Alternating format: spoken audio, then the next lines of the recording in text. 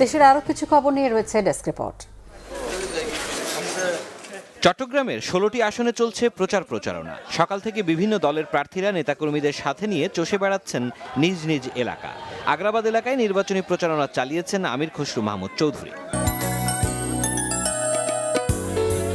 রাজশাহীতে জমে উঠেছে নির্বাচনী প্রচারণা। নগরীর রায়পাড়া থেকে গণসংযোগ শুরু করেন বিএনপি প্রার্থী মিজানুর রহমান।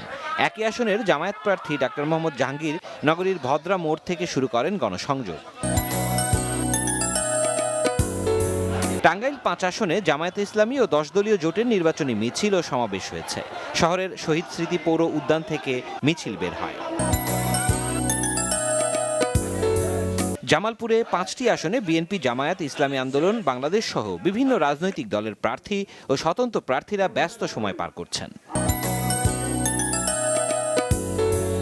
মানিকগঞ্জ ৩ আসনে নির্বাচনী প্রচারণা চালিয়ে যাচ্ছেন বিএনপি প্রার্থী আফরোজা খানম রীতা। পথসভা ও মতবিনিময় সভার মাধ্যমে ভোটারদের কাছে যাচ্ছেন। মুন্সিগঞ্জ ১ আসনে বিএনপি প্রার্থী শেখ মোহাম্মদ আবদুল্লাহ গণসংযোগ চালিয়েছেন। সিরাজদি খান সহ শ্রীনগরের কুকুটিয়া, রোজাগাঁওয়ে উঠান বৈঠক ও সমাবেশ করেন তিনি।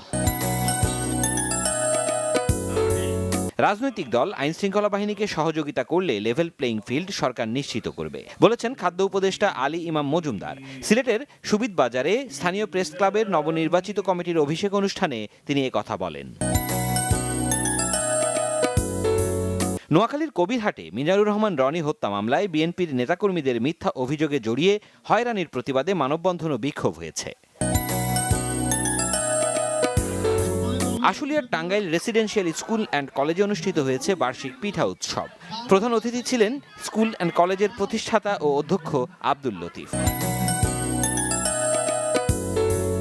সাভারে সরকারি সংগঠন HL ফাউন্ডেশনের উদ্যোগে দুস্থ ও অসহায় মানুষের মাঝে কম্বল বিতরণ করা হয়েছে। অনুষ্ঠানে সভাপতিত্ব করেন যুগ্ম সচিব ও ফাউন্ডেশনের চেয়ারম্যান AKM হাফিজুল্লাহ খান লিটন। প্রধান অতিথি ছিলেন সাবেক সচিব আব্দুল খালেক। সিরাজুম মনির শুভ, বাংলা ভিশন নিউজ ডেস্ক।